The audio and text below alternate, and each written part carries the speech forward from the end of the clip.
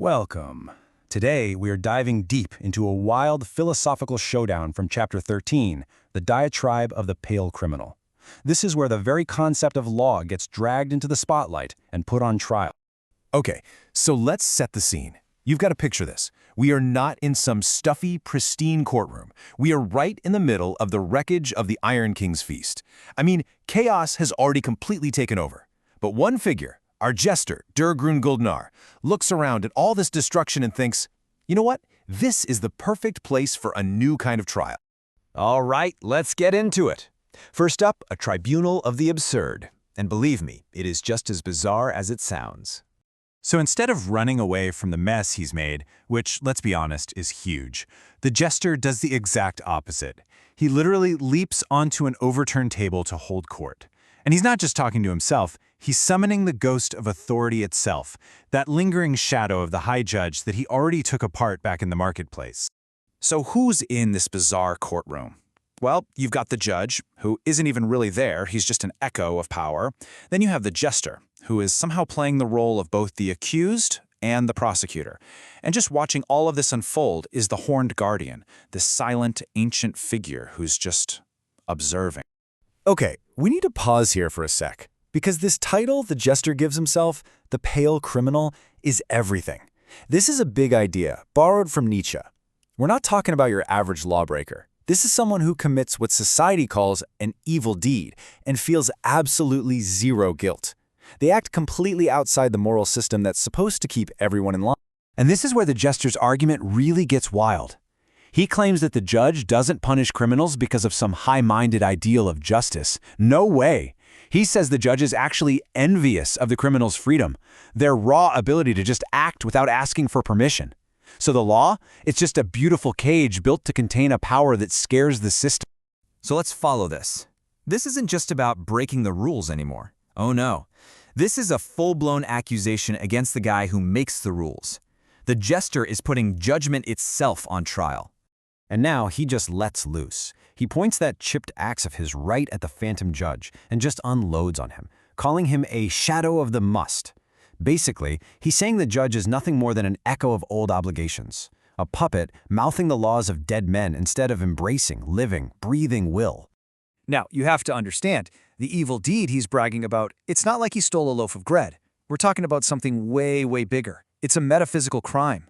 He claims he's murdered the spirit of gravity, the fundamental, unquestioned beliefs that held the entire kingdom's reality in place. And this right here, this is the heart of his whole philosophy.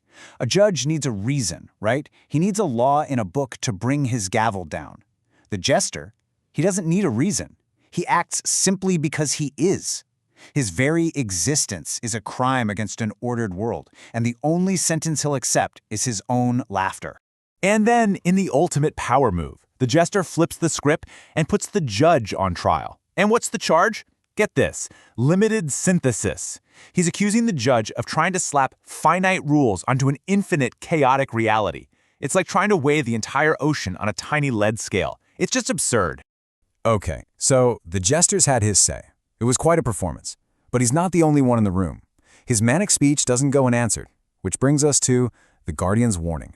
And the Horned Guardian just cuts right through all the noise. With this deep, rumbling voice, he points out this massive, massive flaw in the jester's whole argument. He says, sure, call yourself the Pale Criminal, but to be a criminal, you need a law to break. You're still defining yourself by the very thing you're trying to destroy.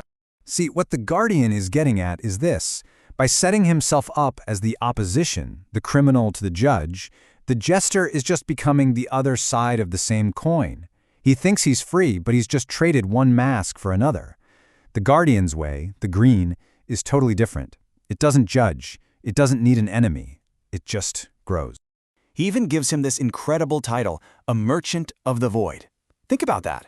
The jester is trying to champion chaos, but by giving it a name, a title, like Pale Criminal, he's packaging it. He's defining it. And in doing that, he's actually limiting it. He's fallen right back into the trap of logic he was trying to escape.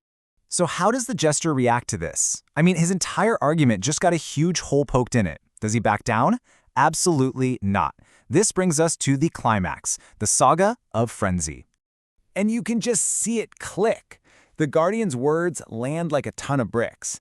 That wild, active laughter just stops. It freezes on his face into this terrifying grin. In that moment, he gets it. He understands the trap. He's been playing the judge's game all along. What happens next is just this incredible rapid-fire sequence. First, he smashes that silly crown of forks, rejecting all authority. Second, he shouts that he's not the pale criminal anymore. Third, he doesn't just argue with the judge's phantom, he unmakes it, using runes of destruction to just dissolve it into thin air. And finally, his verdict. He sentences the entire hall to a saga of frenzy. And here is his final explosive declaration. He's not the criminal to the judge anymore. That's a balanced system, right? A scale with two sides. He completely rejects that balance. He's not the counterweight. He is the collapse. He's the force that shatters the whole scale to pieces. So if he's not the pale criminal, what is he? He becomes something else entirely, or maybe something less. The Willinar, the willful. This is a force of nature. It doesn't have a reason. It doesn't answer the question why. It just breaks the gate. Well, because the gate is there. And that's where this explainer leaves us, with this really provocative thought. The gesture throws away every single label to become pure, unfiltered action, pure will. But is that really freedom? Or is becoming a mindless force of nature, a collapse, just a different kind of cage? Maybe one where you don't even realize you're trapped.